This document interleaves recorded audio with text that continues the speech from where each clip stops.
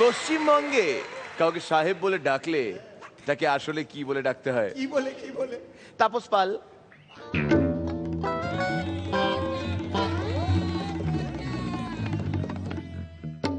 সবাই পেদাবে একসাথে। কিছু করে খেতে দেবে না মাইরি,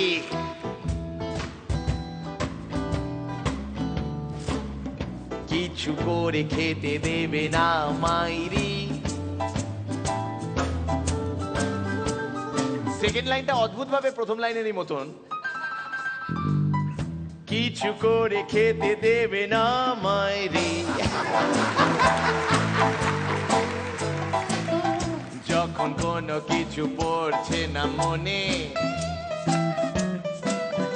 তখন আবার বলো কিছু করে খেতে দেবে না মাইরি।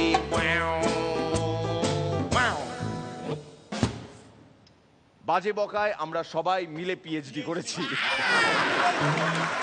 আমাদের নেক্সট কন্টেস্টেন্ট সাতগাড়া মিস্ত্রিপাড়া রংপুর, সাতগাড়া মিস্ত্রিপাড়া রংপুর, সাতগাড়া মিস্ত্রিপাড়া রংপুর বাংলাদেশ থেকে রাশিদুল ইসলাম বাবু।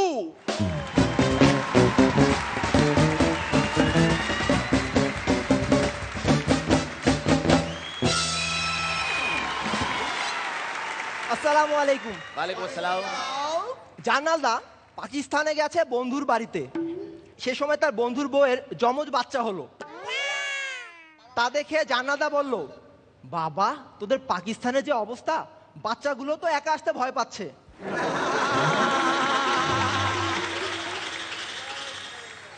তিন বন্ধু তাদের সন্তানেরা কে কেমন কেরিয়ার করেছে তা নিয়ে আলাপ করছে। একজন বলল, আমার ছেলে ব্যবসা করে বেশ ভালোই টাকা কামিয়েছে, এতই কামিয়েছে যে গত মাসে সে তার এক বন্ধুকে একটা বাড়ি গিফট করেছে।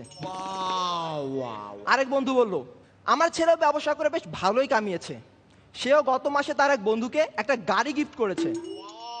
আরেক বন্ধু বলল, আমার ছেলে চাকরি করে বেশ ভালো কামিয়েছে, সেও গত মাসে তার এক বন্ধুকে হোটেলের একটা দামি সুইট গিফট করেছে।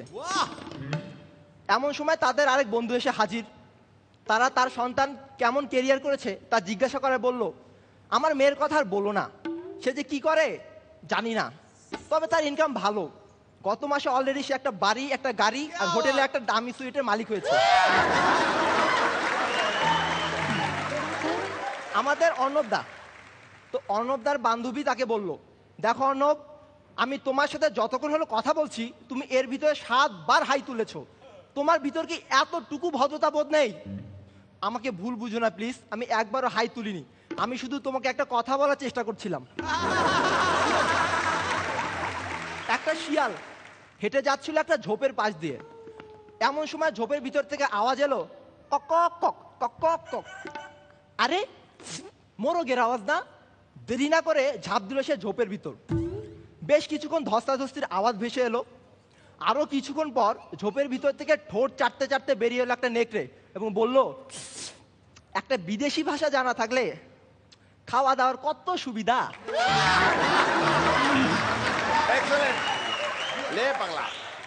আমি মনাই কাকাকে বললাম, কাকা সেদিন জ্যোৎস্না রাতে তোমরা কোথায় গিয়েছিলে? বনে। বাবা তোমরা তো দারুণ রোমান্টিক। আরে না, টয়লেটে পানি ছিল না। কি লেখা দিকে যে সুন্দর থেকে আরো বেশি সুন্দর করে তুলেছে সেই অয়ন। সেই অয়ন একদিন সুমনকে এসে বলল,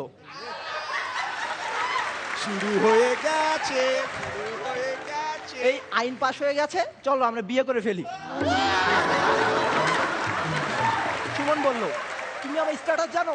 আমাকে বিয়ে করলে প্রতি সপ্তাহে আমার মাকে একটা করে হীরের নেকলেস আর আমার বাবাকে প্রতিদিন একটা করে হুইস্কির বোতল দিতে হবে। তুমি রাজি? সুখে থাকিস ভাই।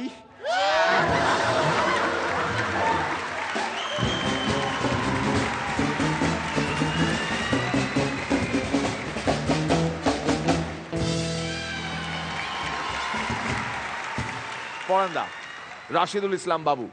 তোমার বিষয়গুলো ছিল দারুণ ভালো, শুধু ডিমনস্ট্রেশনের খানিকটা হেরফেরের জন্যে সেগুলো মাত্রা পেল না।